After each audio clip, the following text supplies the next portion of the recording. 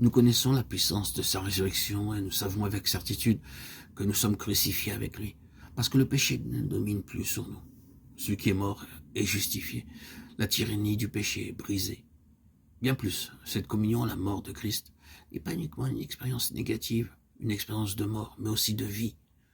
Nous sommes affranchis de l'esclavage du péché, non seulement par sa mort, mais par sa vie. Vie de résurrection, qui a vaincu la mort et se manifeste en nous. Ceux donc qui sont morts au péché vivent en Christ. La vie de Christ, ne rencontrant plus d'obstacles, se communique à eux comme celle du cep au sarment.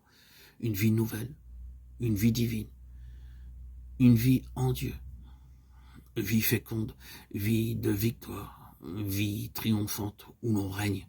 Voilà l'aboutissement, les résultats ultimes du calvaire. Car si Christ est mort, il est mort pour le péché. Mais maintenant, il est vivant pour Dieu. Romains 6,10. Vous donc aussi considérez que vous êtes mort au péché, refusez qu'il domine sur vous d'aucune manière. Et vivez pour Dieu en Jésus-Christ. Demeurant en Christ, qui est notre vie, nous devons régner dans la vie par lui, notre Seigneur.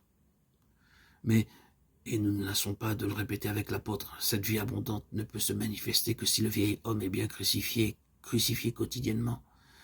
Se considérait-il comme crucifié avec Christ ceux qui cèdent encore aux sollicitations du péché, ceux qui livrent encore leurs membres comme instruments d'iniquité, par là rendant inutile la grâce de Dieu?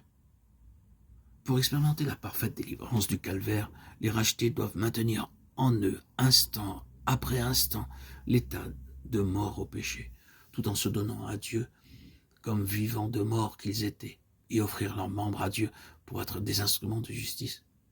Quelques-uns objecteront peut-être encore, mais cette grâce, cette liberté en Christ qui nous a franchis, ne sont-elles pas un danger? N'est-il pas à craindre que l'homme en abuse? Romains 6,15. Pécherions-nous parce que nous ne sommes point sous la loi, mais sous la grâce, demande l'apôtre? Que Dieu garde. Et quoi? N'aurait-il pas compris que cette union avec Christ en sa mort provoquait une transformation radicale de l'être tout entier? Que désormais la loi de Christ ne leur était plus extérieure, mais qu'elle était gravée dans le cœur, qu'elle faisait corps avec le racheté. Dorénavant, le péché devenait odieux et l'homme l'abhorrait parce qu'il était uni à Christ en sa mort et par là participait à sa vie. Autrefois, il était l'esclave du péché, mais maintenant il est devenu l'esclave de la justice. Romains 6,17.